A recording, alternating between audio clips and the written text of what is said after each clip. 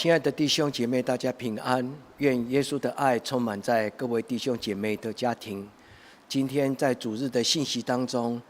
我要带领各位弟兄姐妹回到3000年前圣灵对大卫的感动所留下来的心灵的笔记，诗篇33篇，以及2000年前圣灵在保罗的心中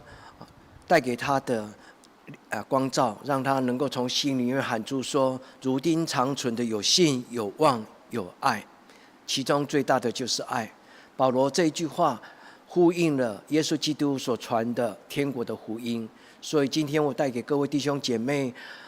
主日的信息，环绕的我们的神是一位什么样的神，我们所领受的福音是一种什么样的福音。我们的神是一个永存的神，他做永存的事。神所给我们的福音是长存的福音，这个福音是习在、今在、永在的，是信、望、爱。让我们在神的面前，同样用祷告的心来领受这个穿越时空3000年前大卫的心灵笔记。其实这一首诗就好像大卫在他日常生活当中的一种心灵的感动。各位弟兄姐妹最熟悉的其中的一篇诗篇是在诗篇第8篇，大卫仰望天上的日月星辰，他就问自己是一个什么样的人，他就问神说：你为什么这么爱我？诗篇是一种心灵的笔记，也是圣灵在人心中的一个教导。愿我们今天所领受诗篇33篇，能够成为教会省思礼敬拜的一个根据。在这个地方，神的话语告诉我们：凡敬畏耶和华的那一个国度是有福气的；凡敬畏耶和华的那一个群体。教会上帝的子民，他们是被称为有福的。让我们在今天的敬拜当中，能够问我们自己：在自从认识耶稣基督以后，我用什么样的态度来读圣经？我用什么的态度来面对这一个信仰？我用什么样的态度来面对自己？愿圣灵今天教导我们各位弟兄姐妹，能够在圣灵的感动当中，看到我们自己生命的有限受限制的人性，在神的面前，就如同保罗说：我现在所知道的是有限，等完全者，等到那一位完全的真神临到的时候，我将成为一个全然跟神坦然面对面的人。我们能够领受神所赐给我们真的认识神的智慧。让我们在神的面前一起从今天的经文来做生命的功课，做信仰的造就，求圣灵对我们讲话。首先我要跟各位弟兄姐妹谈到今天的3个信息。第一个，我们所敬拜的神，他的名字叫做耶和华。我们的神是永存的神，是无始无终，是从创造之初到宇宙之初的终结。我们的神是永存的神，而且他所做的事情必将永远存在。第二个，我要跟各位弟兄姐妹从我们今天的哥林多前书第13章，特别是能够在圣灵里面祷告，能够默想为什么保罗他说他能够感受到耶稣基督的福音，竟然是用三个选项3个字信望爱来谈耶稣基督的福音。那我们能够从今天的信息当中，能够为众教会祷告，也能够为万国万民来祷告。因为耶稣说：你们当到普天下传福音使万民做我的门徒。万国万民都是神所喜悦的子民。愿普天之下万国万民能够如同今天的诗篇33篇说：愿全地都敬畏耶和华，愿世上居民都惧怕他，都能够住在上主的恩宠的里面。让我们首先，我们能够默想我们的多年来所敬拜的上帝，我们跟随的，我们仰望的这一个名称为耶和华的这个上帝，为什么他是一个永存的神呢？我们要从上帝自己对摩西所讲的，因为当摩西蒙召成为以色列人的一个带领以色列人出埃及的一个非常重要的历史上的一个神所重用的一个领导者摩西就问上帝说：当你的子民问我说你是谁，你是什么样的神的时候，我应该怎么样来回答我以色列的弟兄姐妹？那个时候，上帝就给了他自己的一个名号，这个名号叫做耶和华。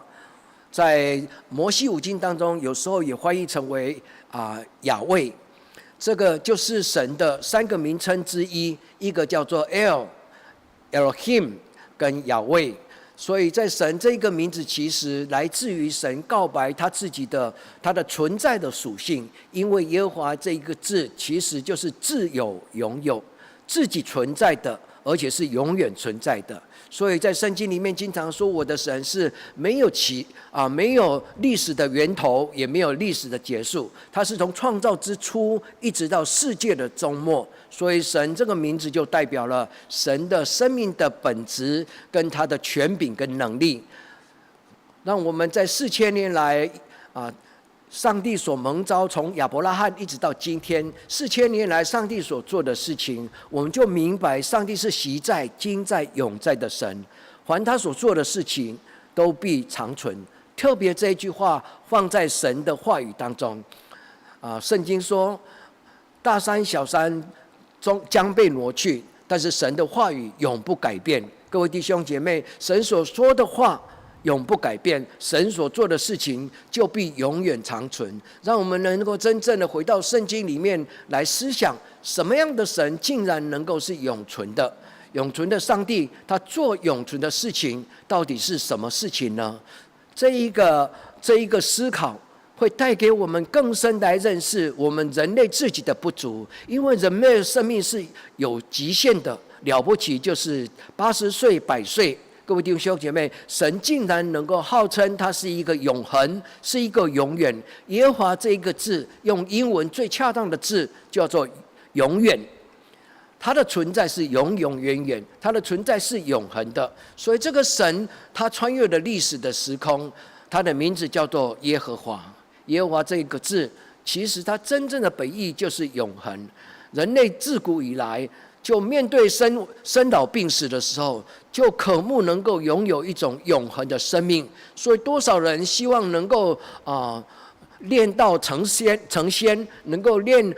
制药丸，能够延长生命延寿的一种长生不老的药丸，这是人类对有限的生命的一个渴望。但是神不自己其实就超越了肉体之躯的生命，让我们在神的面前能够知道永远长存是何等可贵的事情。没有任何一种生命能够永远长存，但是圣经上竟然讲的永远长存。如果各位弟兄姐妹从电脑查经，我们搜寻了圣经的话语里面，我们就会知道永远长存在圣经里面是一个非常重要的信息。虽然它出现的次数并不是很多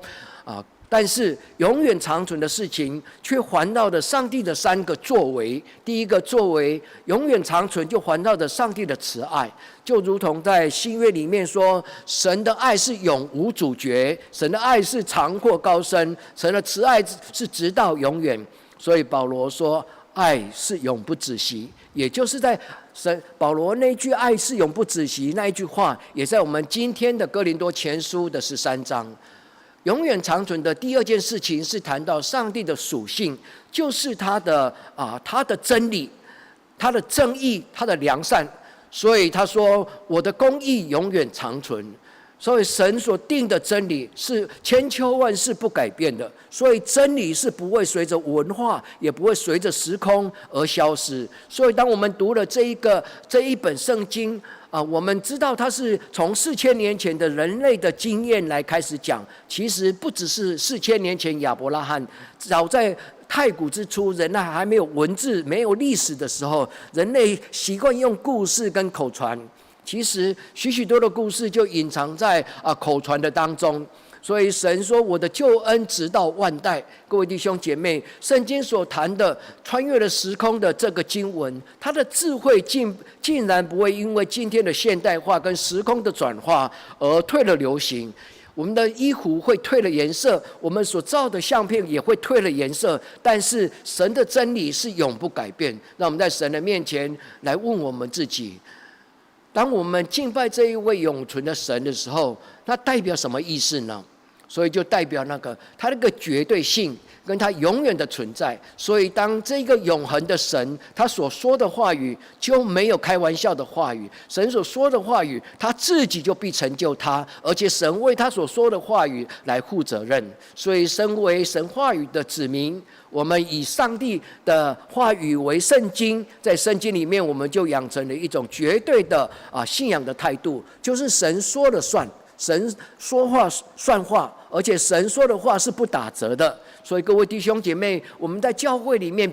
一起来学习，一起来认识这一个看不见的真神耶和华。所以他的话语就成为我们历代从先人一直到现在，我们从来不扭曲而且恭敬的聆听的神圣的话语。在新约我们称它为道，太初有道，道与上帝同在。这个真理就是上帝自己的心思意念，这个真理就是上帝所讲过的话语，这个真理就是上帝创造的时候他把他真的那个智慧、真智慧、真聪明、真知识、策略能力，就好像在以赛亚书第11章第2节，上帝谈到了自己7个属灵的生命的特质。他说耶和华的灵、智慧的灵、聪明的灵、知识的灵、策略的灵、能力的灵，跟敬畏本身，敬畏的态度也是来自于神的灵。所以这个永恒的神，他对每一个人的人生也必有所也必掌管我们的生命。我们在教会里面深深的认识上帝是一个掌权的神。我们回到今天的经文，诗篇第33篇第10节到11节，圣经如此告诉我们说：耶和华使列国的筹算归于无有，使众人的思念无有功效。在这个地方他谈到了人的计划，如果不是神的应许，人的计划是虚空的。各位弟兄姐妹，就如同所罗门他说一切都是虚空的虚空。如果不是上帝所应许，那人再怎么样的努力都没有办法有绝对的把握能够留存永恒千秋万世的事情。大卫继续说，神的筹算永远立定，他说有就有，他命定就命立。各位弟兄姐妹，神说话算话，在这个地方是大卫从圣灵所领受的感动。各位弟兄姐妹，千秋万世宇宙的缘起，你看看，没有人所创造在天上的星辰，若是没有一个伟大的真神所创造，他为什么千亿万年他照着他应有的轨道一直的彼此的环绕？各位弟兄姐妹，这是多么了不起的事情！但是却让我们这些有限的生命从赞叹之中来默想神的计划是永存的。各位弟兄姐妹，让我们敬畏这个永恒的真神的时候，我们也带着渴慕的心将自己的生命摆上，说：神啊，我的生命仰望在你的手上，我一切的筹算，我一切的思念，若不是源自于上帝的喜悦，我是什么人？我能够成就什么样的事情？让我们在今天的礼拜当中，我们在神的面前摆上自己，我们向这个永存的神做永存伟事大事的神，我们跟这位神仰望跟祷告说：神啊，我将我的一生交在你的手上，求你让我能够跟随你，让我一生所做的事情能够略略的参与在神你的计划跟你永存的果效当中。神决定什么事情是有价值，神就将他认为有价值的事情就宣讲给他的子民所听。所以今天我们谈到的信望爱，就是一个永存的价值，信仰是一个永存的，信真道是一个永存的。那什么是永存呢？就是一些永恒的盼望，就是在神的面前盼望那可取之事。而且神说，我的爱是永不止息。各位弟兄姐妹，让我们在这个永存的真神之前，我们在他的面前摆上自己。当神重用我们的生命的时候，我们的生命就成为一个见证，就如同但以理在巴比伦王国大利乌王的面前，他被这一个外邦的君王所拣选，成为一个他身边的智慧谋略的年轻好像军师，就是给君王给国王的一些建议跟给国王一些超能力的解梦。所以但以理在这一个君王的面前，成为一个非常亮丽的一个年轻人，因为他敬畏神，他也不吃喝那一些国王所供给他的美酒跟那一些丰盛的饮食，他唯独用敬畏的心，能够用简单的简朴的生活来敬畏他的上帝。所以大利乌王就在他的身上看到了一个这个世界上少有的一个特别的荣耀。这个君王就说：“我在但以理的身上看到他拥有一个神圣的灵，有神圣的灵临到他的当中，而且但以理所做的事情，让这个君王从心里面就感慨的赞叹说：耶和华是一个永远长存的活神，是一个活的，不是偶像，不是人手造出来的金牛这些偶像。”所以这个大利乌王就说：“你的神是一个永远长存的神。”各位弟兄姐妹，奉主耶稣基督的圣名，我们来宣告，彼此祝福祷告，愿我们成为上帝手上的一个记号，能够见证我们的神是永存跟永活的神，他的国度永不败坏，他的权柄永存无极。我们用这一句话来为神所喜悦的教会祷告。有什么样的教会能够永远长存呢？各位弟兄姐妹，在人类的历史当中，2000年来，有哪一个教会是从起初的教会一直到现在？是的，这是一个非常让人觉得难过的一个问题。特别是在启示录里面7个教会，耶稣基督所谈到的7个教会，今天还存在吗？是的，有一些教会今天还存在，但是它是不是真的照着神的话语存在呢？各位弟兄姐妹，要建造神的教会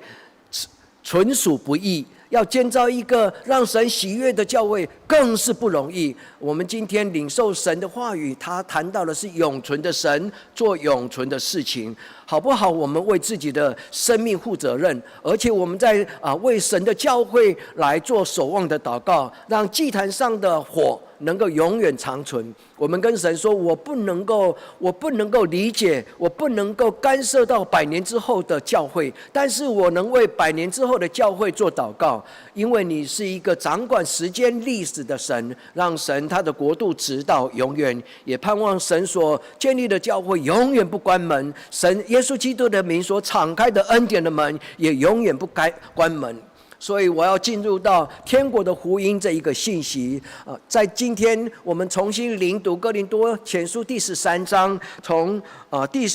9节一直到13节，这是哥林多前书的一个结束。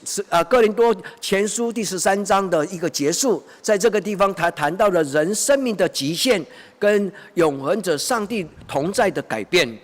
在这个里面，他谈到了如今长存的，就是上帝留给众教会是一代接一代，义人的后代会怎么样呢？保罗说，如今长存的，就是常常的、经常的存在人跟教会里面的一个应许，就是信心、盼望跟慈爱。信心、盼望跟慈爱，各位弟兄姐妹，保罗用如今长存这一个字，他不是用永远长存那一个字，而是用如今长存。长存的意思就是不是永恒的，但是它是进行式，它是存在人生命当中的。人生命当中，特别是属灵生命，这3个应许非常的重要。信心在这个地方，他谈到的是一个在新约里面经常出现的一句话，叫做真道 pistis。 这一个字有时候翻译成为信心。我们的信心如果建立在真道，就是神的话语。这一个真道，它虽然不是用 logos， 就是神的话语那一个字来描述，但是这一个真道，它背后它隐藏了一个非常重要的应许，它就是一个神圣的劝告。长存的意思就是这个圣灵就会在人的生命的内心深处，当这个圣灵住在人的内心的时候，它长存的功能就产生了，它就产生了一个神圣的一个劝告。所以当圣灵与我们同在的时候，我们就会敏锐的、经常的听到神的建议跟神的带领。神将他的计划就跟我们阐明。第二个就是神将永恒的盼望来赐给我们。那第3个呢，就是神将这一个生命当中最可贵的福音，就是被爱。我们在生命当中幸福的最重要的因素就是被爱。你看看小 baby， 他出生的时候，其实他过一个很简单的生活，但是当有父母拥抱他的时候，他就微笑；当母亲喂奶的时候，他就微笑；当母亲用着一个慈祥的眼睛看他，这个孩子也是微笑。这个爱就穿透了人与人之间，超越言语，超越了那个言语的大能。各位弟兄姐妹，这3件事情是我们生命当中非常重要的。另外一个更重要的福音，它是用时间来解释，所以信望爱经常被引诱来解释上帝在历史当中3个阶段的作为。信望爱经常被引述来解释上帝在历史当中3段的作为：过去的作为、今天的作为跟将来的作为。信什么？信就是相信神在过去所做的一切作为。所以凡圣经所记载的故事跟神所留下的话语，我相信那是真的。所以是相信神过去的作为。那这个信对我们有什么样影响？这一种的信心就会根植在我们今天的生活。上帝既然过去会这么做，他今天必然也这么做，将来也必然这么做。所以我相信我的将来是在上帝的手上。那第2个阶段，上帝的作为呢，就是今天的作为。今天神以马内利的同在代表什么？以马内利的同在是上帝用他的爱浇灌我们。上帝用他的爱浇灌我们，上帝将他圣洁的爱通过耶稣基督，通过圣灵，就临到了我们的生命。所以我们就感觉得出来，我们不是孤单的，我们不是软弱的。各位弟兄姐妹，这个爱不是一个简单的情绪，这个爱在宗教信仰的里面，就产生了一个全方位的一个生命的大能。它有时候会医治人的心理的疾病，有时候它会医治一个团体的人际关系的破灭。这个爱就会串联了一个冷漠的几乎凋萎的信仰的团体。这个爱会让人自爱，这个爱会让人知道说，既然神爱我，当然我也要爱我自己。这个爱会让人从自我为中心的人生被转化成为以神为中心的生命，而且盼望能够用这个爱去爱别人。这个爱是圣经里面所讲的4种不同的爱里面最重要的一个爱，它的字叫做阿嘎佩。这个希腊文阿嘎佩，它代表一种圣洁无私的爱，是一个完全的爱，是最高等级的爱，是一个从天上而来的爱。各位弟兄姐妹，保罗说如今长存，意思就是神必然将这种3个属灵的恩赐就放在我们的生命当中。如果我们的信心微小，各位弟兄姐妹，我们当伸出双手跟神说，神啊，求你怜悯我，因为我的信心不足。神啊，求你怜悯我，就好像2000年前你怜悯那一个信心不足的爸爸为他的孩子求恩典的时候，主耶稣，求你怜悯我。各位弟兄姐妹，让这一个长存的恩赐，属灵的恩赐与你同在，直到永远。保罗在圣灵的帮助当中，能够真的了解主耶稣基督说，穷人必有福音传给他们，所以保罗就被唤起了。保罗就在生命当中就建立了一个非常尊贵而且清楚的宣教的典范。保罗是初期使徒当中最伟大的宣教师，他不踏在人所建立的教会，他走到天涯海角各处去建立新的教会。保罗从亚细亚一直走到了欧洲神让他成为一个早期一个开拓者，他是一个宣教者。保罗他所领受的这种与人同得福音好处，而且神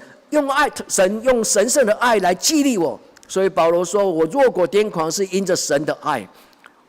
我们起初其实真的不懂什么样的人会这么的愚蠢，竟然能够为了福音而贫穷。但是唯有真正的被神的爱所满足，心里面有满足的喜乐的人，他才会知道真正的满足是永远不再贫穷。各位弟兄姐妹，让我们读得懂上帝的心意，让我们读得懂保罗所留下来给我们的话语。保罗说如今长存，意思就是说你不用担心你不够用，因为神会经常的注满，神会经常的加添，耶和华赏赐，耶和华不断的赏赐。各位弟兄姐妹，让我们在神的面前能够享有如今长存的生命，是活水永流的生命，在神的面前如同保罗一样为福音而贫穷。所以愿圣灵将这3个属灵的恩赐就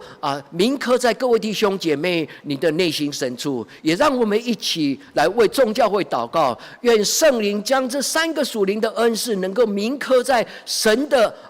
任何一个教会，在天涯海角，不论是在东方西方，在任何一个地方，耶稣基督的名所设立的教会，他说其中最大的就是爱，让这个爱来征服这个世界，让这个爱来医治这个世界，让这个爱来满足我们身为神耶稣基督仆人的孩子。以前我们不懂，如同耶稣说，我今天告诉你们的道理你们不懂，但是有一天你们必然懂。我们就跟神说，主耶稣，我要在今天就懂，我不要等到将来。各位主耶稣基督求你怜悯我，我知道你的门徒虽然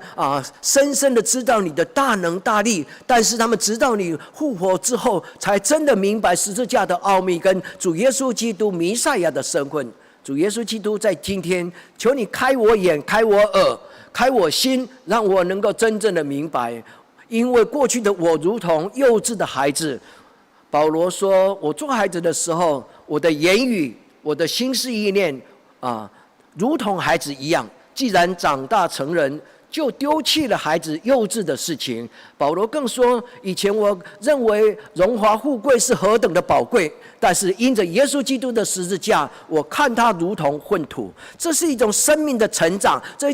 是一种价值观跟人生观的一个转化。愿神在今天将这一句话语就深深的用他的大能来触摸我们，让我们在神的面前能够渴望长大成熟。我们跟神说，我不要在这个俗世世间，在这个血气的世代不断的在那个追求那种不能满足的生命，恳求圣灵来教导我。福音就是神的灵在，所以天国的福音意思就是让神掌权的教会，神掌权的家庭，或者神掌权的人生。福音就是谈到上主的灵在。上个礼拜我跟各位弟兄姐妹谈到，当上帝灵在哈巴谷，在上帝灵在哈巴谷的圣殿，就是所罗门所建的圣殿的时候，会发生什么事情呢？神临在他的圣殿，必然有荣耀；神临在他的圣殿，圣殿必然充满着大能。神临在他的圣殿，最重要的，神就要将生命的话语，就如同如天如雷贯耳的唤醒了沉睡的人，让灵魂能够重新苏醒了过来。神的灵在，今天就灵在；神的灵在，永远灵在。神就是以马内利，直到永远。这个灵在的神，他会翻转了我们的生命。这个灵在的神会让我们从幼稚的小孩变成一个长大成人，什么都不怕，是一个成为耶稣基督的精兵，是一个长大成熟的人，是一个全备的，是一个完全的，是一个成熟的。保罗在这个地方，成人的意思就是成为一个成熟的人，是一个带有圣灵的果实的人，是带有属灵军装的一个耶稣基督的精兵。各位弟兄姐妹，让我们按手在我们自己的生命宣告，我们跟圣灵跟主耶稣基督承诺说，主耶稣，我一生永远跟随你。主耶稣，我一生独尊你为我的救主耶和华我的上帝天父我一生将我的生命就献给你，摆上为活祭。各位弟兄姐妹，也第二个，我们就祷告说，主啊，当我在你的面前告白我自己的生命的时候，耶和华上帝，求你用天上来的大能，就转化我的生命，让我的眼睛能够专注在你天国的荣耀，不再看这个世界上的荣华富贵，而是让我能够真的能够仰望，能够注目在神你自己的荣耀跟你的荣美。神听我们的祷告，因为福音就会带来的能力，福音就会带来一个新的视野。保罗说，我小孩子的时候，我的言语，我的心思，我的意念就像小孩子。各位弟兄姐妹，小孩子的眼界是那么的渺小，做父母的、做老师的，最大的责任就是带着孩子去看遍了世界，开他们的眼界，让他们能够知道天有多高啊，能够知道这个人类的生命有多流长，人就不再骄傲。各位弟兄姐妹，生命的视野、属灵的视野，是基督徒在一生当中非常重要的。当我们能够真正的看到一个真正的尊贵的生命的时候，我们的生命就不再有任何一个局限，我们就会能够成为活在这个宇宙一样的那么的尊贵。愿神的灵提升我们的视野，赐给我们来自于天上的能力。但是各位弟兄姐妹，要千万学习保罗在今天所留下给我们这一句话，他说我们现在所知道的有限，这不是一个自卑感的告白。各位弟兄姐妹，这一句话是教导凡是属于耶稣基督的门徒跟随者，我们必须认识到自己，不论我们多努力，我们都是极其有限的人。我们的生命有限，我们的智慧有限，我们的能力有限，我们的眼光有限，我们的生命是一个被局限的。让我们在神的面前能够谦卑自己，因为谦卑就是那一把钥匙，谦卑就是一个属灵之旅当中，特别是要进到神至圣所的那一把钥匙。没有谦卑，人就没有办法看到那种尊贵的神。各位弟兄姐妹，让我们在神的面前承认自己的不足，跟神大大的张口说：神啊，因着我的不足，求你喂养我。人饥渴不是因为没有饼没有水，人的饥渴是因为听不到神的话语。愿圣灵今天将神的话语信望爱，愿神的灵将信望爱就能够浇灌在我们的属灵的生命的里面，让我们能够得以饱足满足的喜乐。保罗知道人性是极其有限的，而且保罗知道人的血气是极其的软弱，所以保罗在这个地方谈到了一个属灵的生命的转化，叫做长大成人。既然成人，既然成为耶稣基督宝血所赎的一个新人，完全的来，完全的如果临到，就是神如果临到了他的子民，如果神临到了他的他建立的教会，那个教会就不再是一个软弱的教会，完全的掌权不完全的就被转化。意思就是那不可能 impossible， 那个归于无有的意思就是神就将那个 impossible 这个观念就把它拿掉。那个完全的临到的时候，那个有限的就归于无有，就是这个意思。神临到的时候，全能的神临到了一个软弱的人身上的时候，那一个 impossible 的观念、impossible 的思想、impossible 的生命的态度就离开了。神就跟他说 I am 就是 I am possible，impossible 就变成 I am possible。 各位弟兄姐妹，让我们在神的面前我们领受。保罗说，如今我们面对这个永存的这一个全能者，我们就全然的知道，当我们站在神的面前的时候，我们眼光就被打开，我们的心眼耳朵就被敞开，我们就聆听到最可贵的信息，就是福音。各位弟兄姐妹，让我们在神的面前通过祷告就矗立在神的面前，注意这个字，观看。以前我们如同通过一个第三者，一个媒介，一个镜子，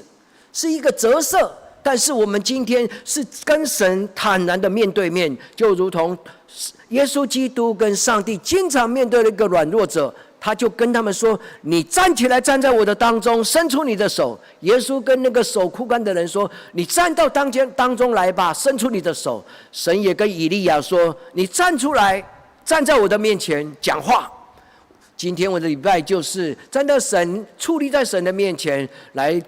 瞻仰上帝的荣耀。愿今天的礼拜神开我们的眼睛，我们必须带着敬畏的心，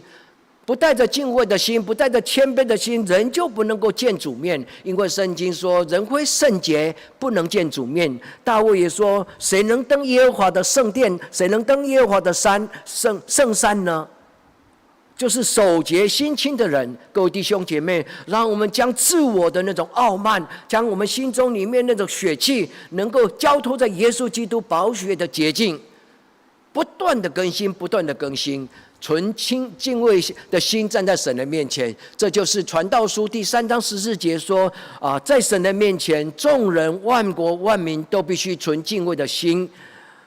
传道书第3章第14节这么说：神一切所做的都必永存，无所添加，无所减少，就是刚刚好。神所做的就是那么完美，不需要增加，也不需要减少。神这样行是为了让人在他的面前存敬畏的心。各位弟兄姐妹，敬畏就是跟谦卑一样，是一体两面，是一把钥匙，能够让我们能够看见神的荣耀。问我们自己，跟随了耶稣基督，这么相信了耶稣基督这些年日，各位弟兄姐妹，你是否已经长大成人了？跟随了耶稣这些年日，有让我们心中常存信望爱吗？我们心中有那种大信、大望、大爱吗？我们跟随了耶稣基督，我们仰望跟相信这一个宇宙的创造者耶和华，我们的心中有大信、大望、大爱吗？让我们在神的面前触摸我们自己，求圣灵教导我们，看看我们自己的内心，我信心何等的脆弱，我的盼望何等的渺小，我的爱何等的不足。愿神加添给我们，因为神所赐给我们的是一个永远长存的，神所留给我们的是永远长存的。主耶稣说：我留下我的平安给你们，这个平安是永远长存的。我留下我的盼望给你，这个盼望是没有人能夺取的。主耶稣说：我留下天父的话语给你们，这个话语是永远长存的。我传给你们的福音就是这一个话语，就是这个道，就是这个信，就是这个 pistis。主耶稣基督将神的话语再一次讲解给我们听，让我们在神的面前恭敬的敬拜这一个永恒的主。我们的心必须要常常的领受，心中常存神的话语，心中常存神的话语，就是让神的话语在我们心中成为一个绝对的一个原则，让神的话语在我们的心中成为一个绝对的原则。不论是伦理的原则，不论是一个价值的原则，不论是一个信仰的原则，我们跟神说：神愿你掌权，你说的话算话。主耶稣，求你教导我，在神的面前全然的顺服跟谦卑。最后呢，我们为普世宣教来祷告。我们用今天大卫所讲的诗篇33篇第8节，他说：愿全地都敬畏耶和华，愿世上的居民都惧怕他。各位弟兄姐妹，我们经常来为自己宣教传福音的使命，用这一句话来宣告跟祷告：愿全地都敬畏耶和华，愿全台湾都敬畏耶和华，愿不论是山上到海边，不论从都市到乡下普天之下，万国万民都敬畏耶和华。这个地方这个经文非常的美丽，他说：以耶和华为神的那国有福气了，他所拣选的为自己产业的人，那民有福气了。中国是一个宗教信仰不是很自由的国家，因为掌权者看到了宗教信仰的力量，所以中国的掌权者他们看到了宗教的真理的力量，所以他们百般的刁难，不论哪一种宗教，他们就糟蹋了这些宗教。各位弟兄姐妹，不用害怕，因为真理必然翻转这个世界。愿神的大能与我们同在。神说：凡以耶和华为神的，那国就有福了。这个地方这一句话非常的美丽，这一个诗篇其实就是用诗的文体所写的，而且诗篇有一个非常重要的特色，它第一个字就是宣告那一个国家那一个人，所以诗篇的第一句话就是那一个人。用台语的圣经说迄号人，那一号的人物有福了。那一个字只有一个字，叫做阿夏这一个字，所以他说这种人有福了。为什么？因为他敬畏耶和华。今天这一句话里面就谈到了一个祝福，各位弟兄姐妹，天上来的福气将临到我们的教会，不只是留在教会，不只是留在我们的家庭，也从我们的生命能够传到天涯海角。这号人物，这种人，诗篇第1篇第1节，其实在中文的圣经把这一号人物，蒙福的人物，翻译到中文的圣经拿到了第2节。其实它的顺序跟原来的希伯来语的圣经是不一样的。这个字是诗篇的第一个字，Asha，神的这等人就是义人，如同树栽种在溪水边，心中没有邪恶，这种人，各位弟兄姐妹，这就是今天我们一起宣告，神的国度降临在地上，如同在天上。神的国度降临在地上，如同在天上，是蒙恩的国度，是蒙福的选民。各位弟兄姐妹，让我们在神的面前恭敬惧怕。诗篇第八节，第33篇第8节说：愿全地都敬畏耶和华，愿世上居民都惧怕他。各位弟兄姐妹，惧怕这个字还不够让我们读中文圣经的人了解，因为惧怕其实有时候是负面的。当我们在神的面前有惧怕，你记得耶稣说，在爱里面就没有惧怕吗？在慈爱的父亲里面的面前岂会惧怕？今天有许多的基督徒误以为上帝是一个可怕的神，所以因为他只要他不喜欢，他就用武力，就用权柄，就攻打击杀，杀死了他不喜欢的人。其实上帝不是这种神。这个惧怕这一个字叫做 gu， 这个字其实有非常美丽的字义，在希腊文的里面，它就栖息、寄居的一个字。dwell 就是英文，它翻译成一个栖身在某一个地方，意思是说，我们如果住在神的殿的里面，所以大卫说，我最喜欢的事情就是我终其一生能够住在耶和华的殿，能够饱尝圣殿的美福。各位弟兄姐妹，这就是这一句话的意思。世上万民都必因为住在神的圣殿里面，饱尝了圣殿的美福，不只是惧怕，当然这个字另外一方面也是惧怕，因为自己的污秽血气而站在神圣的神的面前的一种羞愧跟恭敬，就圣哉圣哉圣哉，这一个字这么美丽的字，让我们在神的面前跟神说，神啊，我愿终其一生能够住在你的里面。神也说，我的孩子，我的灵也要永远住在你的生命里面。让我们说哈利路亚！我相信神，你的灵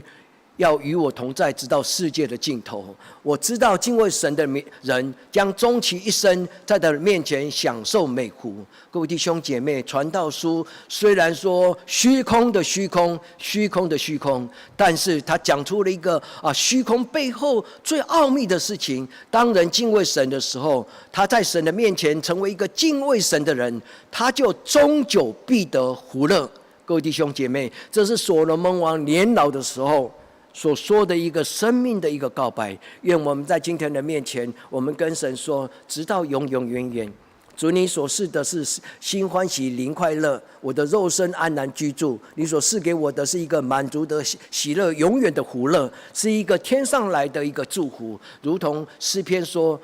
万民万族将称我为有福。愿神祝福我亲爱的弟兄姐妹，我们一起来到神施恩宝座前攻读神话语的我，跟我们一起聆听话语的弟兄姐妹，我们一起在神施恩宝座前来领受圣殿之福，圣殿的美福。愿神与我们同在，从今直到永远。我们同心来祷告。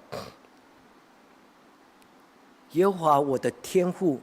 我们在你的面前如同孩子聚集，我们围绕在你的膝下，我们坐在你的身边，我们渴望你用慈爱的手摸摸我们的头，拥抱着我们。慈爱的天父，你的慈爱永远常在，你的公义永远常在，你的怜悯永远常在。愿你的信实直到永远。让我们今天的敬拜不归于无有，而是你的圣灵从今就进到我们的生命当中，直到永远。祷告奉主耶稣基督的圣名求，阿们。